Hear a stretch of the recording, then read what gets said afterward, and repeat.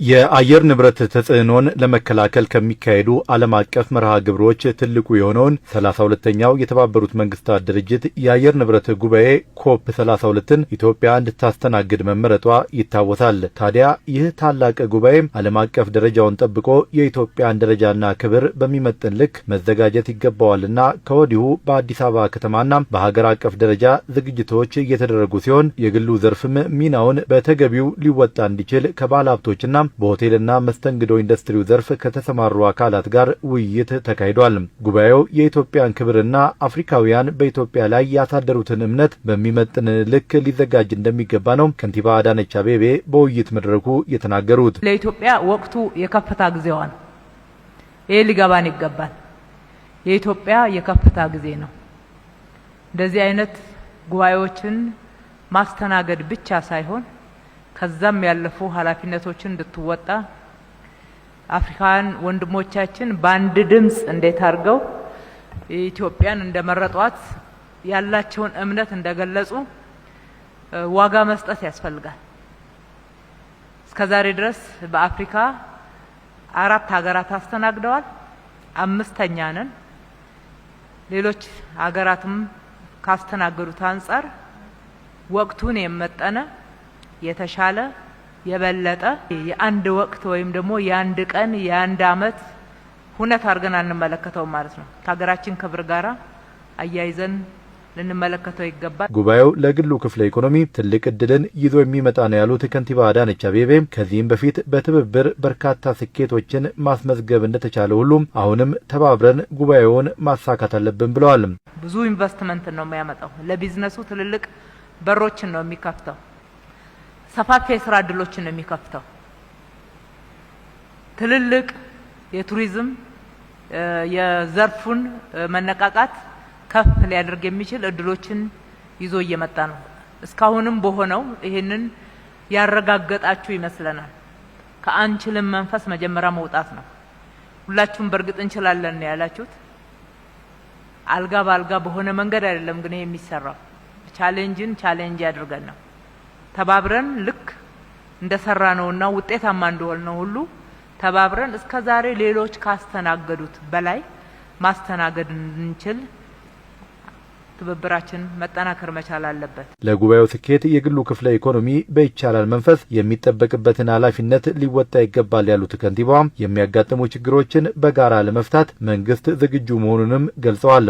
ያለንን እናስተካከል፣ እናድስ፣ እናሳምር፣ ቫሉ አድ እናድርግ፣ ስታንዳርድ እናስጠብቅ፣ የጀመርነውን እንጨርስ። ያሉትን ማነቆች ለመፍታት ለማገዝ መንግስት ዝግጁ ነው።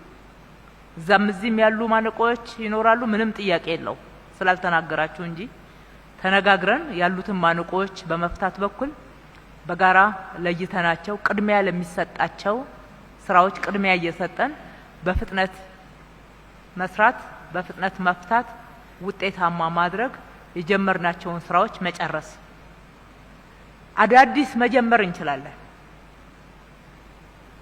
ከልብ ያሉንን ልምዶች የፕሮጀክት ማኔጅመንት ስርዓቶቻችንን ፈትሸን ስርዓት ካስያዝንና ቆርጠን ከሰራን አዳዲስ በዚህ 1 አመት ተኩል ጊዜ ውስጥ ሆቴል ማድረስ ይቻላል። ትልልቅ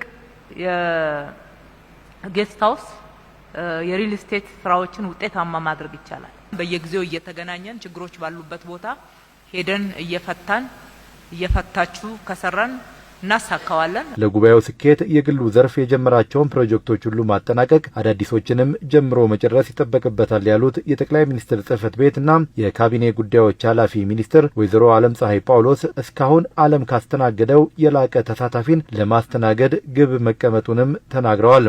ከኮፕ አኳያ የሚያስፈልጉን ዝግጅቶች የመጀመሪያው ጉዳይ የጀመርናቸው ሁሉም ስራዎች ለማጠናቀቅ መሮጥ ይፈልጋል።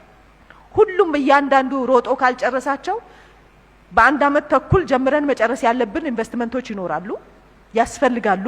በተለይ ደግሞ የአኮሞዴሽን ፋሲሊቲው በቂ አይደለም። አሁን ኤግዚስት የሚያደርገው 25000 ነው። እኛ የምንጠብቀው ሚኒማሙ ነው 80000 ሰው። 2 ታርጌቶች አስቀምጠናል። እስካሁን ዓለም ካስተናገደው የበለጠ ተሳታፊ ማስተናገድ አለብን። ብዙ የዓለም ሀገራት ወደ ኢትዮጵያ መምጣት አለባቸው። በዚሁ ሂደት ውስጥ ደግሞ የዓለም አቀፍ ላይሰንስ ማድረግ አለብን ወይም ደግሞ አይኤስኦ ላይሰንስድ መሆን አለብን በዝግጅታችን ጥራትና ኳሊቲ። እነዚህን ታርጌቶች ሚት ለማድረግ በጣም የሁላችንም ሩጫ ይፈልጋል። ለጉባኤው የ1 ዓመት ተኩል የዝግጅት ጊዜ መኖሩን የተናገሩት ሚኒስትሯ ሁሉም አካላት በጊዜ የለኝም መንፈስ ዝግጅቱን ማፋጠን ይገባቸዋልን ብለዋል። 1 ዓመት ተኩል ነው ያለን። ኢቨንቱ ነው እንጂ ከ10ኛ ወር ያለን። ከኢቨንቱ በፊት እኛ ጁን ላይ ሁሉ ነገር አልቆ እናስረክባለን። ስለዚህ ያለን ጊዜ አንድ ወር 18 ወር ማለት ነው ለዝግጅት ያለን ጊዜ። በዛ ልክ ነው መሮጥ የሚያስፈልገው። ውድድራችን እና ውርርዳችን ከጊዜ ጋር ነው። ጊዜ የለንም የሚለውን ሁላችንም መያዝ አለብን። ምን አለኝ የሚለውን ሁላችንም መያዝ አለብን። ወደ የቤታችን ስንመለስ ምን ለየትኛው የሚሆን ፋሲሊቲ ነው ያለኝ፣ የትኛውን አቬይል ማድረግ እችላለሁ። ቅድም በአስተያየትም ሲነሳ እንደነበረው አዲስ አበባ ውስጥ ብቻ ያለው አቅም ላይችል ከቻለ ዙሪያ ላይ ያሉ ከተሞችም ላይ ተመሳሳይ ስራ እየሰራን ነው የምንገኘው ከኦሮሚያ ክልል ጋር። ለጉባኤው ዝግጅት በየዘርፉ በተዋቀሩ ግብረ ኃይሎች ተካተው የሚያስተባብሩ የግሉ ዘርፍ ተወካዮችም ተመርጠዋል።